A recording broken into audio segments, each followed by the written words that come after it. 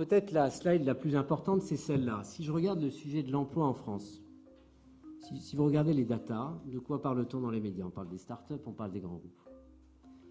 Moi, mon point, c'est que les startups et les grands groupes sont un épiphénomène en termes d'emploi. 80% de la destruction, et on l'espère, de la recréation d'emplois en France, va se passer en dehors des startups et des grands groupes. Alors là, vous avez 4 catégories en échelle log, depuis la TPE, la PME, le TI et le grand groupe. Vous voyez que, on va dire que les grands groupes, en gros, ça représente un quart de l'emploi privé en France.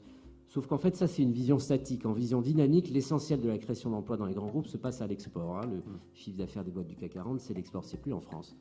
Donc ça veut dire que c'est plus des 3/4 de la destruction et de la création qui se passe dans les autres entreprises. Et par rapport à ça, la start-up, c'est un épiphénomène. En échelle log, vous voyez à gauche, vous avez par rapport à la masse des TPE, vous avez les start-up. Et vous regardez, vous avez entre 2 et 3 ordres de grandeur entre l'emploi créé dans les start-up et l'emploi dans les TPE. Donc ça veut dire les start-up, c'est très bien, c'est génial, c'est une métaphore, mais c'est pas ça le sujet. Le sujet de l'emploi et de l'économie en France, ce sont les TPE, les PME, les ETI. Et comment est-ce qu'on va aider ces gens-là à se transformer